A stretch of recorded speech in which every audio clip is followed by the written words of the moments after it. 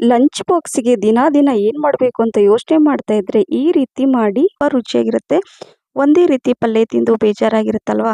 So ಹಾಗಾಗಿ ಸ್ವಲ್ಪ ಡಿಫ್ರೆಂಟಾಗಿ ನೀವು ಈ ರೀತಿ ಮಾಡಿ ಮತ್ತು ಈ ಸ್ಪೆಷಲ್ ಚಟ್ನಿ ಚಪಾತಿ, ರೊಟ್ಟಿ, ಅನ್ನಕ್ಕಂತೂ ತುಂಬ ಚೆನ್ನಾಗಿರುತ್ತೆ. ಇದು ಹೊರಗಡೆ ಇಟ್ಟರೂ ಕೂಡ ಹಾಳಾಗಲ್ಲ. 2 ರಿಂದ 3 ದಿನ ಫ್ರಿಜ್ಜಲ್ಲಿಟ್ಟರೆ ವಾರಗಟ್ಟಲೆ ಕೂಡ ಯೂಸ್ ಮಾಡ್ಬೋದು. ಬನ್ನಿ ಯಾವ ರೀತಿ ನಾನು ಇವತ್ತು ನನ್ನ ಹಸ್ಬೆಂಡ್ಗೆ ಲಂಚ್ ಬಾಕ್ಸಿಗೆ ಯಾವ ರೀತಿ ಮಾಡ್ತಾ ಇದ್ದೀನಿ, ಅದು ಬೆಳಗ್ಗೆ ಬೆಳಗ್ಗೆ ಗಡಿಬಿಡಿ ಇರುತ್ತಲ್ವಾ? ಸೊ ಹಾಗಾಗಿ ಈ ರೀತಿ ಮಾಡ್ತಾ ಇದ್ದೀನಿ. ಇಲ್ಲಿ ನಾನು ಕುಕ್ಕರಲ್ಲಿ ಮಾಡ್ತಾ ಇದ್ದೀನಿ. ಸೊ ಕುಕ್ಕರಲ್ಲಿ ಸ್ವಲ್ಪ ಎಣ್ಣೆ ಹಾಕ್ಕೊಂಡು ಸಾಸಿವೆ, ಜೀರಿಗೆ, ಕರಿಬೇವು ಸೊಪ್ಪು ಕೂಡ ಹಾಕ್ಕೊಂಡು ಹೆಚ್ಚಿರುವಂತಹ ಒಂದು ಈರುಳ್ಳಿ ಕೂಡ ಕಟ್ ಮಾಡಿ ಈ ಥರ ಉದ್ದಕ್ಕೆ ಕಟ್ ಮಾಡಿ ಇಟ್ಕೊಂಡಿದ್ದೆ. ಅದನ್ನು ಹಾಕ್ಕೊಂಡು ಫ್ರೈ ಆಗ್ತಾ ಇರುತ್ತೆ. ಅದನ್ನು ಸಿಮ್ಮಲ್ಲೇ ಇಟ್ಕೊಂಡಿದ್ದೀನಿ. ಇಲ್ಲಿ ನೋಡಿ 2 ಹೀರೆಕಾಯಿ ನೀಟಾಗಿ ತೊಳೆದು ಸಿಪ್ಪೆ ಎಲ್ಲ ತೆಗೆದು ಇಟ್ಕೊಂಡಿದ್ದೀನಿ. ಆ ಸಿಪ್ಪೆಯಿಂದ ಕೂಡ ನಾನು ಒಂದು ರೆಸಿಪಿ ಮಾಡ್ತೀನಿ. ಅದನ್ನು ಕೂಡ ಸಿಪ್ಪೆ ಸೈಡಲ್ಲಿ ಇಟ್ಕೊಂಡಿದ್ದೀನಿ. ಸೊ ಈ ರೀತಿ ರೌಂಡ್ ಶೇಪಲ್ಲಿ ಒಂದು ಮೀಡಿಯಮ್ ಗಾತ್ರದಲ್ಲಿ, ತುಂಬ ತೆಳುನೂ ಇರಬಾರ್ದು, ತುಂಬ ದಪ್ಪನೂ ಇರಬಾರ್ದು. ನೋಡಿ ನೀವು ನೋಡ್ತಾ ಇರ್ಬೋದು. ಸೊ ಈ ರೀತಿಯಾಗಿ ನಾನು ಕಟ್ ಮಾಡ್ಕೊಂಡಿದ್ದೀನಿ. ಎಲ್ಲ ಒಂದೇ ಸೈಜಲ್ಲಿ. ಸ್ವಲ್ಪ ಡಿಫ್ರೆಂಟಾಗಿ ಮಾಡೋಣ ಅಂತ ಇವತ್ತು. ಸೊ ಅದನ್ನು ಹಾಕ್ಕೊಂಡು ಸ್ವಲ್ಪ ಅರಿಶಿಣ ಪುಡಿ, 2 ಟೀ ಸ್ಪೂನಷ್ಟು ಅಚ್ಚ ಖಾರದ ಪುಡಿ, 1 ಟೀ ಸ್ಪೂನಷ್ಟು ಧನಿಯಾ ಪುಡಿ, ರುಚಿಗೆ ತಕ್ಕಷ್ಟು ಉಪ್ಪನ್ನು ಹಾಕ್ಕೊಂಡು ಇದನ್ನು ಮೊದಲು ಲೋ ಮೀಡಿಯಂ ಫ್ಲೇಮಲ್ಲೇ ಎಲ್ಲ ಉಪ್ಪು ಖಾರ ಎಲ್ಲ ಹೊಂದ್ಕೊಳ್ಳೋ ಥರ ಈ ಥರ ಮಿಕ್ಸ್ ಮಾಡಬೇಕು. ಸೊ ಅವಾಗ ಏನಾಗುತ್ತೆ, ಹೀರೆಕಾಯಿ ಸಪ್ಪೆ ಅನ್ಸಲ್ಲ, ತುಂಬ ರುಚಿಯಾಗಿರುತ್ತೆ. ಇಲ್ಲಿ 1 ಕಪ್ಪಷ್ಟು ಕಾಬೂಲ್ ಚನ ನೆನೆಸ್ಬಿಟ್ಟು ಸ್ವಲ್ಪ ಮೊಳಕೆ ತೆಗೆಸಿಟ್ಟಿದ್ದೆ. ಅದನ್ನು ಕೂಡ ಹಾಕ್ಕೊಂಡು ಸ್ಮಾಲ್ ಕಪ್ಪಲ್ಲಿ 1 ಕಪ್ಪಷ್ಟು ನೀರು ಕೂಡ ಹಾಕ್ಕೊಂಡಿದ್ದೀನಿ. ಜಾಸ್ತಿ ಎಲ್ಲ ನೀರು ಹಾಕೊಳ್ಳೋಕೆ ಹೋಗ್ಬೇಡಿ. ಫಸ್ಟು ನಾನು ಒಂದೇ ಒಂದು ಸ್ಮಾಲ್ ಕಪ್ಪಲ್ಲಿ 1 ಕಪ್ಪಷ್ಟು ನೀರು ಹಾಕ್ಕೊಂಡು ಮಿಕ್ಸ್ ಮಾಡ್ಕೊಂಡು ಸಿಮ್ಮಲ್ಲಿ ಇಟ್ಟಿರ್ತೀನಿ. ಈಗ ಒಂದು ಮಿಕ್ಸಿ ಜಾರಲ್ಲಿ 1 ಈರುಳ್ಳಿ, ಹಾಗೆ ಶುಂಠಿ ಬೆಳ್ಳುಳ್ಳಿ ಕೂಡ ಇದರಲ್ಲಿ ಹಾಕ್ಕೊಂಡಿದ್ದೀನಿ. 2 ಟೊಮೆಟೊ ಹಣ್ಣು ಇದರಲ್ಲಿ ತೊಳೆದ್ಬಿಟ್ಟು ಹಾಕ್ಕೊಂಡಿದ್ದೀನಿ. ಹಾಗೆ ಒಂದು 20 ರಿಂದ 25 ಬಾದಾಮಿ, 20 ರಿಂದ 25 ಗೋಡಂಬಿ ಹಾಕ್ಕೊಳ್ಳಿ. ಹಾಗೆ ಒಂದು ಅರ್ಧ ಕಪ್ಪಷ್ಟು ಇದು ಸೂರ್ಯಕಾಂತಿ ಬೀಜ, ಸನ್ಫ್ಲವರ್ ಸೀಡ್ಸ್, ಹಾಗೆ ಹಾಫ್ ಕಪ್ಪಷ್ಟು ಪಂಪ್ಕಿನ್ ಸೀಡ್ಸ್ ಅಂದರೆ ಈ ಕುಂಬಳಕಾಯಿ ಬೀಜ ಕೂಡ ಹಾಕ್ಕೊಂಡಿದ್ದೀನಿ. ಸ್ವಲ್ಪ ಕರಿಬೇವು ಸೊಪ್ಪು ಹಾಗೆ ಕೊತ್ತಂಬರಿ ಸೊಪ್ಪು ಸ್ವಲ್ಪ ಜಾಸ್ತಿ ಪ್ರಮಾಣದಲ್ಲಿ ಹಾಕ್ಕೊಂಡು 4 ಲವಂಗ, 1 ದೊಡ್ಡ ಏಲಕ್ಕಿ, ಹಾಗೆ 4 ಈ ಗ್ರೀನ್ ಏಲಕ್ಕಿ ಹಾಕ್ಕೊಂಡಿದ್ದೀನಿ. 1 ದೊಡ್ಡ ಏಲಕ್ಕಿ ಹಾಕ್ಕೊಂಡಿರೋದು ಫಸ್ಟು. ಹಾಗೆ ಸ್ವಲ್ಪ ಕಾಳು ಮೆಣಸು, ಸ್ವಲ್ಪ ಚಕ್ಕೆ, ಇದನ್ನೆಲ್ಲ ಹಾಕ್ಕೊಂಡು ನೀರು ಹಾಕ್ಕೊಳ್ದೇನೆ ಈ ರೀತಿಯಾಗಿ ರುಬ್ಕೋಬೇಕು. ನೋಡಿ ಇದೇ ಮೇನ್ ಮಸಾಲೆ. ನಾನು ಯಾವುದೇ ಮಸಾಲೆ ಮತ್ತು ಹೊರಗಡೆ ಯಾವುದು ಪ್ಯಾಕೆಟ್ ಮಸಾಲೆ ಕೂಡ ನಾನು ಯೂಸ್ ಮಾಡಲ್ಲ. ತುಂಬ ಕಡಿಮೆ ನಾನು ಯೂಸ್ ಮಾಡೋದು. ಸೊ ಇಷ್ಟು ಮಸಾಲೆ ಇದ್ರೆ ಸಾಕು, ಇದು ತುಂಬ ರುಚಿಯಾಗಿರುತ್ತೆ. ಈಗ ರುಬ್ಬಿರೋದನ್ನು ಇದರಲ್ಲಿ ಹಾಕ್ಕೊಂಡು ಮಿಕ್ಸಿ ಜಾರಲ್ಲಿ ಸ್ವಲ್ಪ ನೀರು ಕೂಡ ಹಾಕ್ಕೊಂಡು ಈಗ ಈ ಥರ ಮಿಕ್ಸ್ ಮಾಡ್ಕೊಳ್ತಾ ಇದ್ದೀನಿ. ನೋಡಿ ಈ ಥರ ಈ ಗ್ರೇವಿ ಹೇಗಿರುತ್ತೆ ಅಂದರೆ ಒಂಥರ ಬೆರಳು ಕೂಡ ನೆಕ್ಕಿ ತಿನ್ಬೋದು, ಅಷ್ಟೊಂದು ಚೆನ್ನಾಗಿರುತ್ತೆ ಈ ಗ್ರೇವಿ.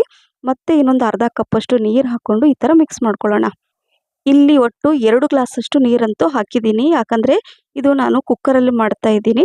ರುಚಿಗೆ ತಕ್ಕಷ್ಟು ಸ್ವಲ್ಪ ಉಪ್ಪು ಹಾಕ್ಕೊಳ್ಳಿ ನೋಡಿಕೊಂಡು, ಯಾಕಂದರೆ ಮೊದಲೇ ಎಲ್ಲ ಉಪ್ಪು ಹಾಕಿರ್ತೀವಿ. ಲಾಸ್ಟಲ್ಲಿ ಸ್ವಲ್ಪ ಉಪ್ಪು ಕಮ್ಮಿ ಅನಿಸು ಉಪ್ಪು ಕೂಡ ಹಾಕ್ಕೊಂಡು, ಹಾಗೆ ಸ್ವಲ್ಪ ಕಸೂರಿ ಮೇಥಿನ ಹಾಕ್ಕೊಳ್ಳಿ. ಫ್ಲೇವರ್ ತುಂಬ ಚೆನ್ನಾಗಿ ಬರುತ್ತೆ. ಸೊ ಈ ಥರ ಹಾಕ್ಕೊಂಡು ಮಿಕ್ಸ್ ಮಾಡಿಕೊಂಡು ನೋಡಿ ಈ ರೀತಿ ಕುದಿ ಬರೋ ಟೈಮಲ್ಲಿ ಕುಕ್ಕರ್ ಲಿಡ್ಡನ್ನು ಕ್ಲೋಸ್ ಮಾಡಿ ನಾನು ಆ ಕಡೆ ಗ್ಯಾಸನ್ನು ಆನ್ ಮಾಡಿ ಸೈಡಲ್ಲಿ ಇಟ್ಕೊಳ್ತೀನಿ. ಯಾಕಂದರೆ ಈ ಕಡೆ ನಾನು ಒಂದು ಸ್ಪೆಷಲ್ ಚಟ್ನಿ ಮಾಡಬೇಕು. ಹಾಗಾಗಿ ಟೈಮ್ ಕೂಡ ಸೇವ್ ಆಗುತ್ತೆ. ಬೆಳಗ್ಗೆ ಗಡಿಬಿಡಿಯಲ್ಲಿ ನಾನು ಇದೇ ರೀತಿಯಾಗಿ ಮಾಡೋದು, ಬೇಗ ಆಗುತ್ತೆ ಅಂತ ಅಷ್ಟೇ. ಯಾಕಂದರೆ ಕುಕ್ಕರ್ಲಿ ಇದ್ಬಿಟ್ರೆ 1 ವಿಸಲ್ ಆದರೆ ಆಫ್ ಮಾಡಿಬಿಡ್ತೀನಿ. ಸೊ ಹಾಗಾಗಿ ಟೆನ್ಷನ್ ಫ್ರೀಯಾಗಿ ಈ ರೀತಿ ಹೀರೆಕಾಯಿ ಗ್ರೇವಿ 1 ಟೈಮ್ ಮಾಡಿ ತುಂಬಾ ಚೆನ್ನಾಗಿರುತ್ತೆ. ಸೊ ಗ್ಯಾಸ್ ಫ್ಲೇಮ್ ಕೂಡ ಆಫ್ ಮಾಡಿದ್ದೀನಿ. ಇಲ್ಲಿ ಒಂದು ಹಂಚಿಟ್ಕೊಂಡು 2 ಟೀ ಸ್ಪೂನಷ್ಟು ಎಣ್ಣೆ ಹಾಕ್ಕೊಂಡಿದ್ದೀನಿ.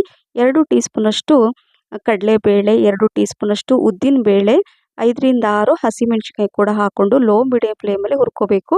ಹಾಗೆ ಸ್ವಲ್ಪ ಬೆಳ್ಳುಳ್ಳಿ ಕೂಡ ಹಾಕ್ಕೊಂಡಿದ್ದೀನಿ. ಬೆಳ್ಳುಳ್ಳಿ ತಿನ್ನಲ್ಲ ಅಂದವರು ಸ್ಕಿಪ್ ಕೂಡ ಮಾಡಬಹುದು. ಸ್ವಲ್ಪ ಕರಿಬೇವು ಸೊಪ್ಪು ಕೂಡ ಹಾಕ್ಕೊಳ್ಳಿ, ತುಂಬ ಚೆನ್ನಾಗಿರುತ್ತೆ ಫ್ಲೇವರು. 1 ಈರುಳ್ಳಿ ಈ ಥರ ಉದ್ದಕ್ಕೆ ಕಟ್ ಮಾಡಿ ಹಾಕ್ಕೊಂಡು ಇದನ್ನು ಎಲ್ಲ ಹಸಿ ವಾಸನೆ ಹೋಗೋ ತನಕ ಹುರ್ಕೊಳ್ತಾ ಒಂದೊಂದೇ ಹಾಕ್ಕೊಳ್ತಾ ಇದ್ದೀನಿ. ಹೇಳಿದೆ ನಾನು ಹೀರೆಕಾಯಿ ಸಿಪ್ಪೆ ತೆಗೆದುಬಿಟ್ಟು ನೀಟಾಗಿ ತೊಳೆದು ಇಟ್ಕೊಂಡಿದ್ದೆ ಅಂತ. ಸೊ ಹಾಗಾಗಿ ಇವತ್ತು ಸ್ಪೆಷಲ್ ಚಟ್ನಿ ಇದು. ಸೊ ಈ ಹೀರೆಕಾಯಿ ಸಿಪ್ಪೆನ ಹಾಕ್ಕೊಂಡು ನಂತರ ರುಚಿಗೆ ತಕ್ಕಷ್ಟು ಉಪ್ಪು, ಸಾಲ್ಟ್ ಹಾಕ್ಕೊಂಡಿದ್ದೀನಿ. ಉಪ್ಪು ನೋಡಿಕೊಂಡು ನೀವು ಹಾಕ್ಕೊಳ್ಳಿ.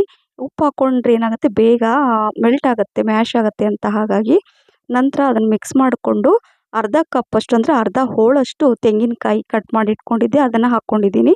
ಇಲ್ಲಿ ನಾನು ಒಂದು 2 ಟೀ ಸ್ಪೂನಷ್ಟು ರಾ ಮ್ಯಾಂಗೋ ಅದನ್ನು ನಾನು ತುರಿದ್ಬಿಟ್ಟು ಇಟ್ಕೊಂಡಿದ್ದೆ. ಅಂದರೆ ಈ ಹಸಿ ಮಾವಿನಕಾಯಿನ ತುರಿದ್ಬಿಟ್ಟು ಇಟ್ಕೊಂಡಿದ್ದೆ, ಅದನ್ನು ಹಾಕ್ಕೊಂಡಿದ್ದೀನಿ. ಅದಿಲ್ಲ ಅಂದರೆ ಹುಣಸೆಹಣ್ಣಿನ ರಸ ಅಥವಾ ಹುಣಸೆಹಣ್ಣು ಕೂಡ ಹಾಕ್ಕೋಬೋದು. ಹಾಗೆ ಸ್ವಲ್ಪ ಜಾಸ್ತಿ ಪ್ರಮಾಣದಲ್ಲಿ ಕೊತ್ತಂಬರಿ ಸೊಪ್ಪನ್ನು ಕೂಡ ಹಾಕ್ಕೊಳ್ಳಿ.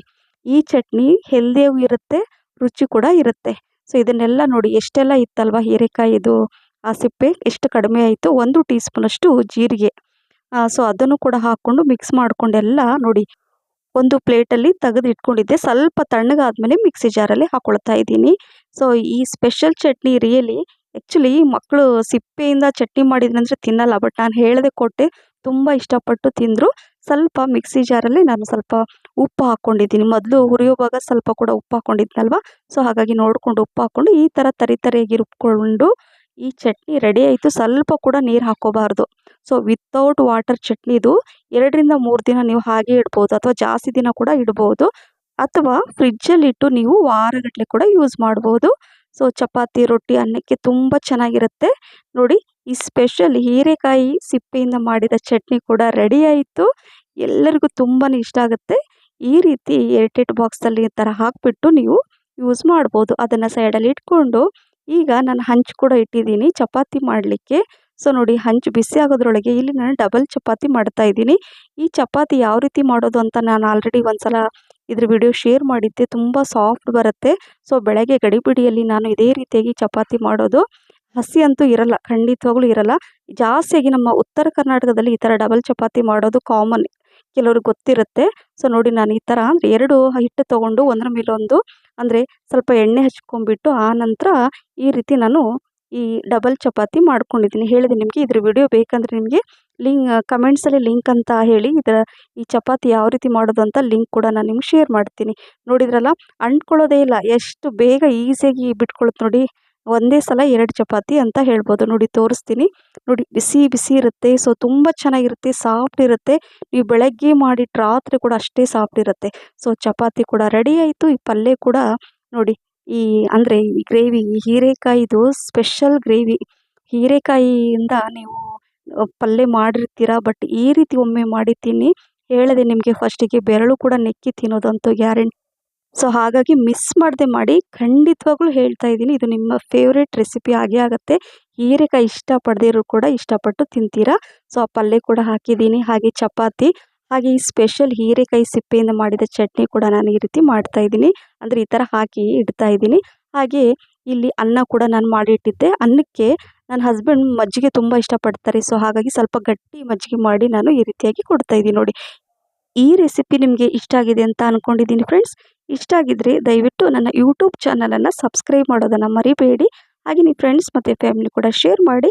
ಹಾಗೆ ನನ್ನ ಫೇಸ್ಬುಕ್ ಪೇಜ್ ಕೂಡ ಫಾಲೋ ಮಾಡಿ. ಮತ್ತೆ ಸಿಗ್ತೀನಿ. Thank you for watching. Bye.